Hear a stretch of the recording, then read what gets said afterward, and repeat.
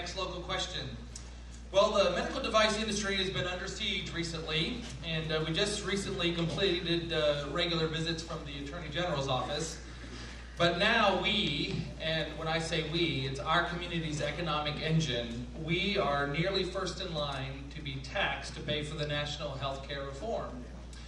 So what solutions will you take to Washington if you are our senator to assure that Warsaw remains the orthopedic capital of the world? Mr. Bates. It's a great question. Here we are, ladies and gentlemen. We're facing unemployment at 9.7%. Average weekly jobless claims are about 500,000. And instead of talking about the economy, our president chose to make socialized medicine the hallmark of his first-year administration. We should be talking about the economy, not healthcare. We should be talking about the economy. Now, having said that, I've already said in a previous debate, one of my biggest concerns was we had a couple of the gentlemen that started talking about legislation that we could pass. Look, I am not in favor one bit of compromising with Barack Obama on this healthcare issue. Not going to do it. I will not compromise with him on this issue. Now, what can we do, though? First of all, let's understand that free market principles are the secret to success in solving any healthcare challenges we face.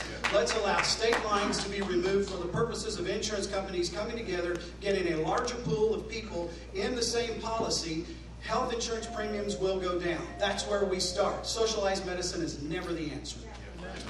Mr. Rainey, how are you going to make sure Warsaw stays the orthopedic capital of the world? Well, it's basic. We want to get government, the federal government, off the back of Indiana's orthopedic industry. Allow the industry to take care of business by getting the government off our back and deregulating it. You know, we're talking about this healthcare thing. We're talking about taxes and what it's going to cost us. Folks, I've read both the healthcare bills. You know, and it does talk about the cost that we cannot afford. That's all there. It does talk about rationing, okay? And it does talk about providing care for illegals. But the big thing that has me personally all fired up about the health care bill and all this talk that's going on in D.C. about our health care is that we will no longer be able to have the personal relationship between ourselves and our physician. If my wife comes down with some kind of disease, we will not be able to make the decision of what kind of care we receive from our physician. It will be determined by a bureaucratic board what kind of social economic value she has to us as a society. When that happens, there is no longer freedom. Mr. Stutzman, we're the orthopedic capital of the world and we want to keep it that way. How are you going to help us? Absolutely. It's an honor to represent part of Kosciusko County in my state Senate seat. My answer is this: you don't regulate it and you don't tax it. Look at what this industry has become because of there's less regulation on it and taxation is low. Look at what this sector has done for humankind with the technology and what they manufacture. It has changed our quality of life. And I think that it would be a shame for us to start taxing it and regulating it. You know, and it was interesting because before Senator Bai decided not to run for office because the people scared him enough to not run, he talked about the $80 billion tax on medical devices that he cut to $40 billion. Well, how can you cut $80 billion when there is no tax now?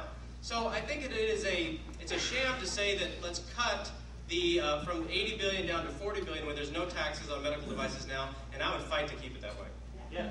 Mr. Hostetler, I need to say that Warsaw is the orthopedic capital of the world again because we want all the world to know that.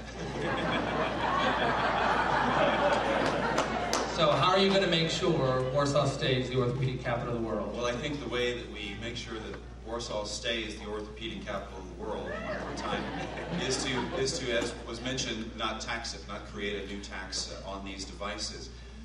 There is one other thing that must be discussed, and that is the fact that it's likely the orthopedic capital of the world because of one federal program. Is that not right, Doctor? Probably. Medicare.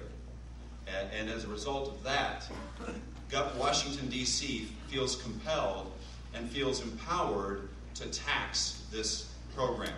And given that my wife works with folks with new hips and new knees all the time in an assisted living facility that is funded by Medicare, it is important that we understand that this comes from a place. We don't need to tax it. I won't tax it. I won't. But you have to realize that the reason why Washington, D.C. is going to tax the industry is because the industry has grown as a result of a federal program that is in peril at this time. And that is a discussion we are going to have a much bigger discussion later. Thank you. Mr. Coates, we're the orthopedic capital of the world. And what solutions are you going to take? What solutions are you going to take to Washington? Well, your precise question hasn't been precisely addressed. I agree with my colleagues about the health care plan. I mean, it has to be stopped. It is a disaster.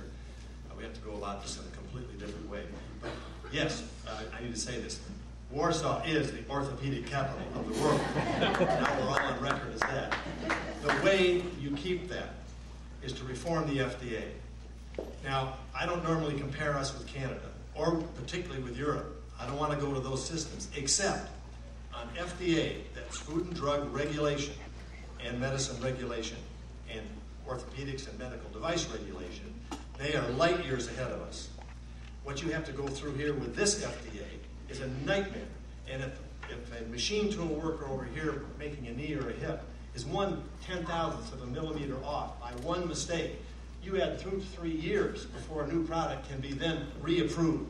And so that reform in FDA to streamline that process and to recognize the excellence that we have here has to be the first test of any congressman going in that wants to make this and keep this the orthopedic capital of the world. I'd like to provide additional information on this important local issue.